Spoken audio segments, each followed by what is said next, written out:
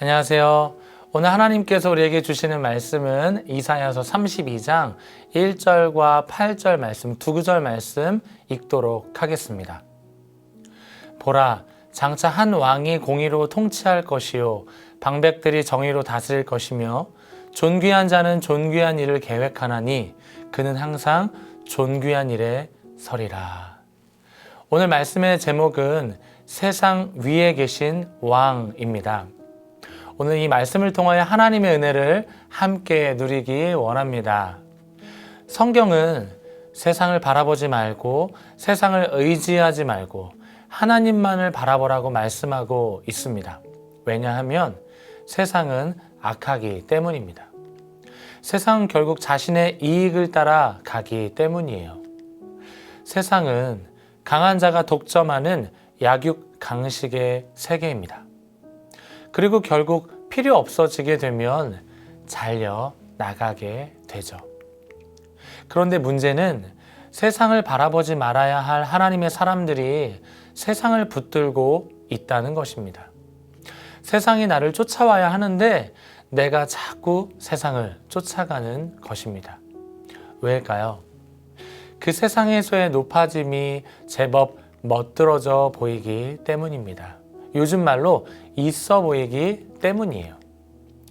결국 하나님을 찬양해야 할 신자들이 하나님이 아닌 다른 것을 찬양하고 있는 것입니다. 왕 중의 왕이신 하나님을 바라보는 것이 아니라 자신이 자칭 왕이라고 착각하는 그들의 세력, 그들의 괴계 안에 머물러서 빠져나오지 못하고 있는 것입니다. 참으로 답답한 상황이죠. 오늘 본문이 그렇습니다. 하나님께서 이사야 선지자를 통해 하나님의 사람들에게 말씀하시는 거예요. 너희들의 눈에 높아 보이는 것들이 얼마나 아무것도 아닌지 내가 보여주겠다, 알려주겠다는 거예요.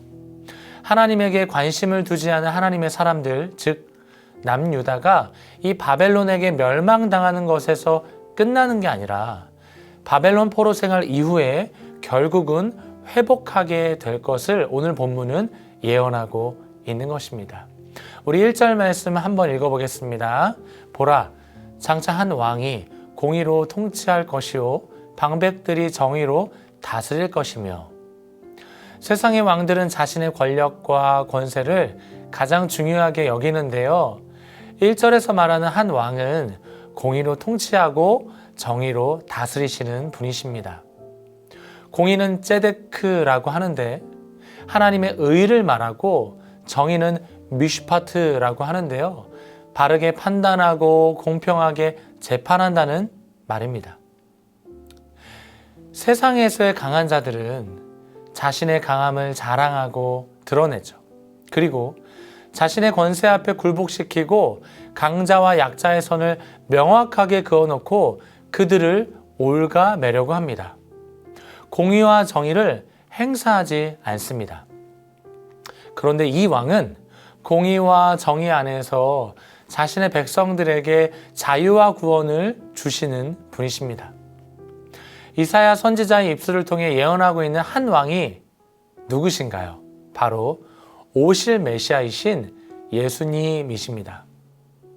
부르신 자들을 버리지 아니하시고 결국 회복의 자리로 인도하시는 분이 바로 이 예수님이시죠. 세상에서 왕이라 칭하는 자들은 광풍과 폭우가 몰아치면 그 누구보다 자신이 먼저 안전한 곳에 거하려고 합니다. 그런데 예수님은 당신이 부르신 자녀들이 광풍과 폭우가 일어날 때 친히 찾아가시는 분이세요. 바다를 잠잠하게 하시는 분이시죠. 밤 늦게까지 기도하시다가 제자들이 새벽에 풍랑에 허우적대고 있음을 아시고 물 위를 걸어가시며 그들의 손을 잡아 주시는 분이십니다. 이 예수님은 자신의 백성들이 광풍과 폭우 안에 머물러 있는 것을 보고만 있는 분이 아니십니다. 내 삶에 살이 부러지지 않는 우산이 친히 되어 주시는 것입니다. 내 삶에 가장 안전한 포구가 되어 주시는 것입니다. 피난처가 되어 주시는 거예요. 우리 2절 말씀 한번 읽어볼게요. 또 그 사람은 광풍을 피하는 곳, 폭우를 가리는 곳 같을 것이며 마른 땅의 냇물 같을 것이며 곤비한 땅의 큰 바위 그늘 같으리니. 메말라 있는 땅인데 그곳에 물을 부으시는 분, 그리고 자신이 친히 물이 되어 주시는 분이십니다. 메마른 우리의 영혼을 새롭게 하시기 위해 자신의 생명이 끊어지는 자리로 친히 나아가시는 분이시죠. 그래서 생명이 필요한 자들에게 영원한 생명을 주시는 분이 예수님이십니다. 햇볕을 피할 수 없는 사막에서도 큰 바위 그늘이 되어주시는 분이세요. 성도 여러분, 오늘 주어진 삶을 승리하며 살아내고 계시나요? 세상이 요구하고 있는 요구를 다 받아주다 보니 내가 너무 볼품없고 실력 없다고 여기고 있진 않나요? 이런 상황이 반복되다 보니 하나님을 예배하는 것도 힘들고 찬양하고 기도하는 것도 어느새 힘들어지진 않으셨나요? 그렇다면 오늘 말씀을 의지하시기 바랍니다. 메말라 있는 내 삶이 다시 움직일 수 있도록, 다시 회복할 수 있도록 물을 부어주시는 하나님을 신뢰하시기 바랍니다. 우리 예수님은 자상하시고 아름다우신 왕이십니다. 이 예수님을 제대로 만나면 삶이 변합니다. 이전의 삶과 같을 수가 없습니다. 우리 3, 4절 말씀 한번 읽어보겠습니다. 보는 자의 눈이 감기지 아니할 것이요 듣는 자가 귀를 기울일 것이며 조급한 자의 마음이 지식을 깨닫고 어눌한 자의 혀가 민첩하여 말을 분명히 할 것이라. 눈이 있어도 보지 못했던 자들이 보게 되고 귀가 있어도 듣지 못했던 자들이 듣기 시작합니다. 공의와 정의로 통치하며 다스리시는 하나님을 정면에서 마주하게 되는 것입니다. 이전에는 늘 두려움이 가득했습니다. 늘 조마조마했습니다. 내가 멋지다고 찬양했던 세상의 왕들, 그 왕의 자리에 목표와 가치를 두고 살아가니까 늘 불안했던 것입니다. 그런데 세상에서의 높은 자리에 가치를 두고 살았던 내가 하나님 안에서 주어진 오늘 하루의 가치를 두고 살면 행복이 밀려옵니다. 무엇이 옳고 그른지 이제는 분별할 수 있게 되는 것입니다. 이전에는 눈치를 보면서 할 말도 잘 못했다면 예수님을 만난 지금은 분명하게 말할 수 있게 된 것이죠. 5절 말씀입니다. 어리석은 자를 다시 존귀하다 부르지 아니하겠고 우둔한 자를 다시 존귀한 자라 말하지 아니하리니. 예수님을 새롭게 만나고 예수님과 동행하는 사람은 분명히 변화됩니다. 누가 봐도 어리석은 자이고 우둔한 자인데 그를 향해 존귀하다고 많은 사람들이 찬양하는 거예요. 왜 그럴까요? 남들이 다 찬양하고 칭찬하는데 나만 안 하면 어떻게 되나요? 이상한 사람 되는 거죠. 왕따 당하게 되니까 그냥 사람들이 다 하는 대로 또는 하라는 대로 했던 것입니다. 그런데 이 구원의 예수님을 만나면 내 입술에 거짓된 불법을 행하지 않게 되는 것입니다. 내가 그냥 누구보다 조금 더 잘 살기 위해 아첨하는 인생 따위를 살아가지 않는 것입니다. 우리 7절 말씀 또 8절 말씀 함께 읽어봅니다.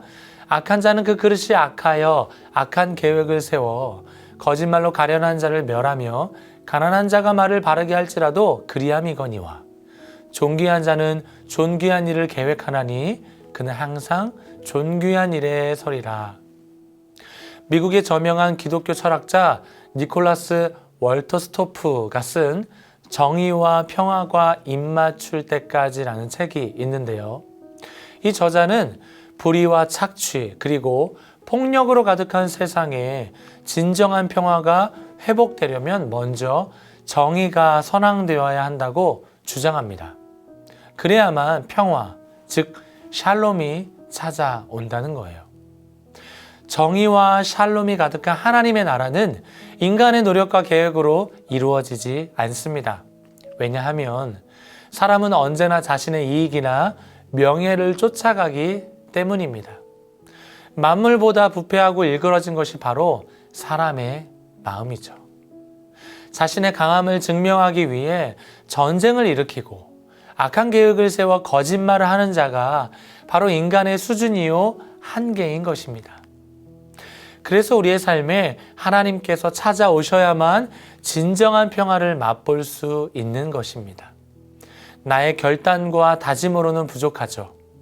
위로부터 내려오는 하늘 아버지의 은혜가 있을 때 그때야 비로소 우리는 악한 자의 타이틀을 내려놓고 존귀한 자라는 칭호를 얻게 되는 줄 믿습니다. 그때야 비로소 우리는 새롭게 되어지는 것입니다. 성도 여러분, 존귀한 자로 살아가고 싶으신가요? 세상이 보여주는 거짓된 욕심과 야망을 내려놓고 하나님의 사람으로 부르심을 받았다는 사실을 잊지 마시기 바랍니다. 세상이 오염되었기 때문에 여러분들을 빛과 소금으로 부르심을 믿으시기 바랍니다. 세상의 끊임없는 요구로 인해 힘듦과 어려움이 찾아온다면 그 세상보다 크신 하나님을 바라보시기 바랍니다. 하나님께서 피할 길을 주실 줄 믿습니다. 이겨내게 하실 줄 믿습니다. 오늘 하루도 나의 영원한 왕 되신 하나님으로 인하여 승리하는 하루 되시기에 주님의 이름으로 축복합니다.